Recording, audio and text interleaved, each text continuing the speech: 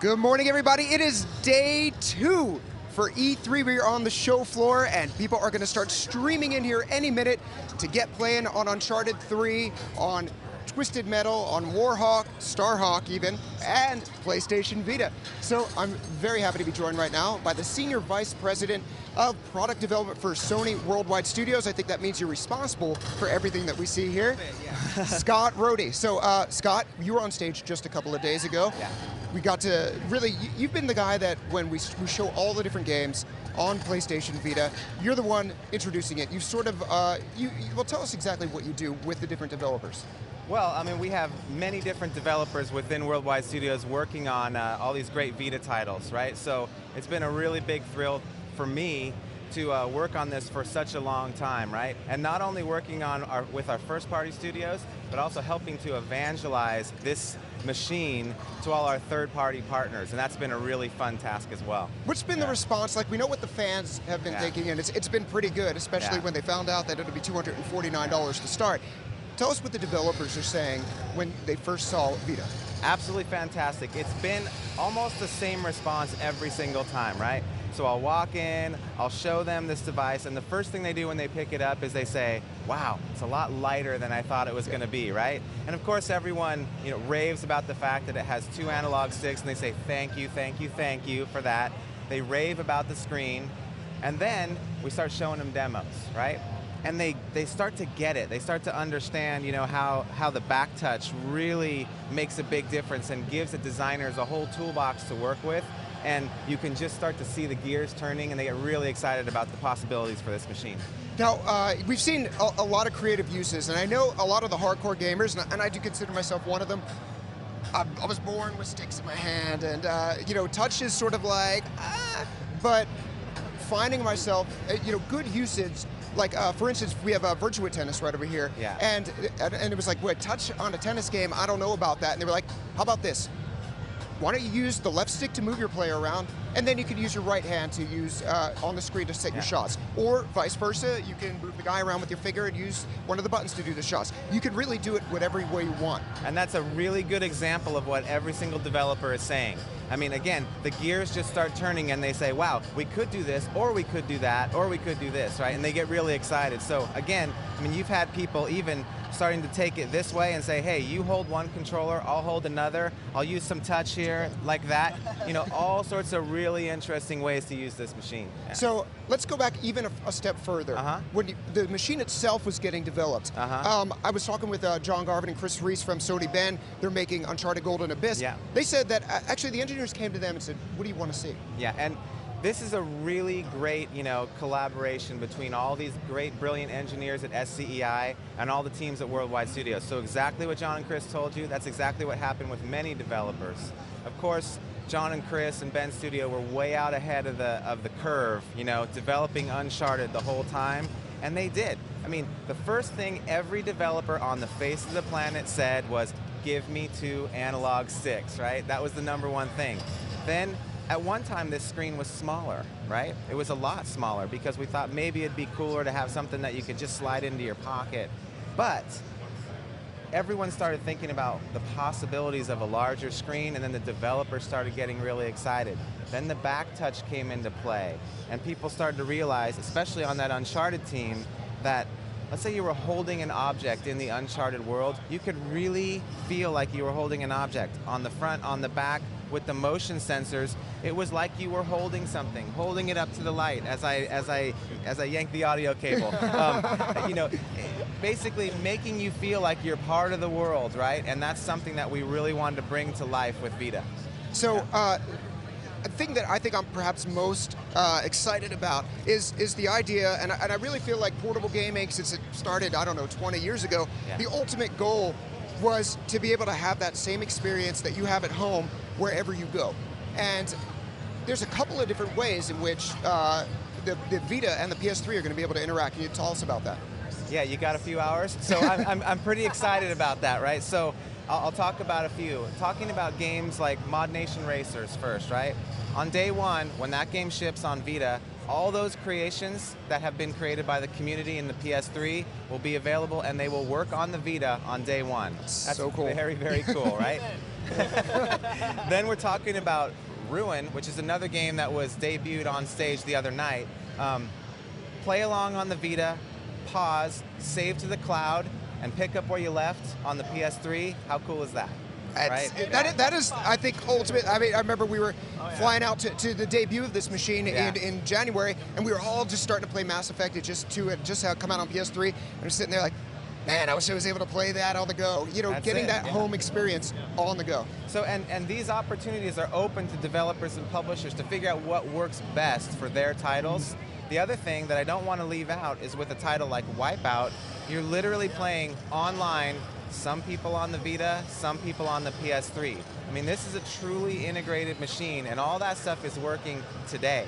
You know, not a promise for later, it's working today. So pretty excited about that. Yeah, it's light, but that doesn't mean vaporware. It's just very, very light. And I think, and the thing I think is really cool is for games like Wipeout, a lot of people, whether they've already had it or either through the Welcome Back program, are going to have Wipeout HD plus Fury. There's going to be a community there waiting day one when you get your Vita. Yeah. So I'm sorry to butt in. I have to ask. I'm sure everyone wants to know. Talk about the name. Talk about the philosophy. Talk about the journey to getting to Vita. Well, as you know, it's always a very interesting process to name any device or any product, right? So from day one, you know, a lot of people were really into this concept of this machine changing your life and this being part of your life. And of course, Vita, vitality, that's part of your life. That's how they came up with the name. And I think it's cool. It really speaks to what the device is going to provide for everybody.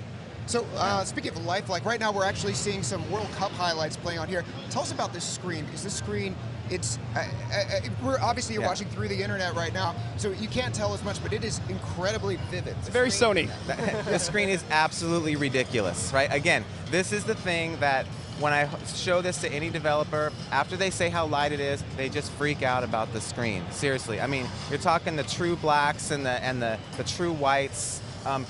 What I always say to any press who wants to hold this is I dare you to find an angle that isn't crystal clear with this thing. I mean, I think it's absolutely brilliant. Yeah. Fantastic. So actually, a lot of great questions are coming in via the Twitterverse right now, and our own Twit warlord Sid Schumann has a few questions. So let's hear it. Got a great question here from Mikor. He wants to know, Uncharted and Wipeout look super sweet. How much of the processing power of Vita is used for those games? Well, I mean, I think, again, we're still just kind of uncovering how much power this machine has. I'm always going to give you that answer because this thing hasn't even shipped yet. So the guys we were talking about, like the guys in the Bend studio, they have been working directly with the engineers and SCEI to try to pull as much power out of this thing as possible, but they're still uncovering what it can do. So the best answer I can give you is, I don't know. It's still going to grow. That is the best answer. Let's get one more in here. One of the most popular questions I'm getting easily is, can you play PSP games on Vita, and how's that going to work? This is a good answer. Yes. He already knows the answer. Yes, you absolutely can. So through the PSN, right, you can take the games that you've downloaded onto your PSN account and you can play them on the Vita, but it gets better, right? If it's a game that would use 2 analog sticks or should use analog sticks, like Resistance Retribution, also from our friends in Bend Studio, right?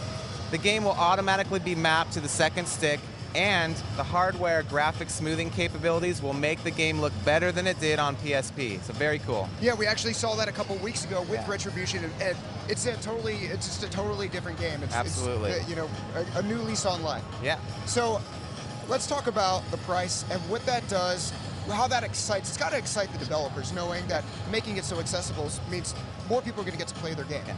That was a goal from day one. I'm talking 2+ years ago when we started talking about this machine. Everyone said, this thing needs to come out at a price that's affordable to the masses on day one. And that goal was $249, right? And I am so proud and thrilled and you know, extremely proud of those engineers, those brilliant engineers in SCEI who were able to pull that off. So Kaz could stand on stage the other night and announce with a giant smile on his face, $249. I mean, that's a really great launch price. I'm really proud of that. Yeah, if there was a Vegas line, I think everyone was coming in over. Absolutely, and you know what? When we first unveiled this thing in Tokyo a few months ago, right? And everyone was saying, $500, $499, I just had the biggest smile on my face. We all sort of did. Yeah, I loved it. Yeah, so, yeah. You know, can we get a look at this, Vars? Do you mind coming in? We haven't been able to get this on camera. It'd be great we could just zoom in and just see how nice. Turn the lines. I know Dale North from Destructoid, one of our good friends. I think just in a sign that the engineers were listening to feedback, the power button's on the top. And that's something that people wanted. That was for you, Dale North. Thumb hit it, on the PSP, it was on the side. Can we show the back? Actually, that's my favorite part. Yeah. The PlayStation Gucci. That's funny. So this is one of the cameras here. Yeah. And then another one is on the front. That's right. I mean, it's amazing. I didn't even talk about the cameras here today. I mean, that's just something else, right? So again, part of that toolbox that designers can get excited about. I think what the guys on the Uncharted team are doing, they're experimenting with holding it up to the light and seeing how that, you can see things shining through a piece of ancient papyrus, right? And you can see, what that looks like and how you can reveal something secret by holding it up to the light. Very cool different things. Also, AR usage with games like Reality Fighters and things like that. Very cool with the cameras. I think you hardcore gamers out there, you have the sticks, you have the things that you've been asking for, but I honestly believe, having played with this, you're gonna like a lot of the touch stuff more than you expect right now. I remember there was one point, I think it was using some sort of, you were making an imprint of something in Golden Abyss, and it was like playing a scratch-off lotto. And there's a reason you play that, because it's fun just to do that, and having that in the game, and not having to pay $2 each was nice. Yeah. I mean, there's a lot of things a lot of ways you can go with all those different interfaces, and that's exactly what you were pointing out. Absolutely.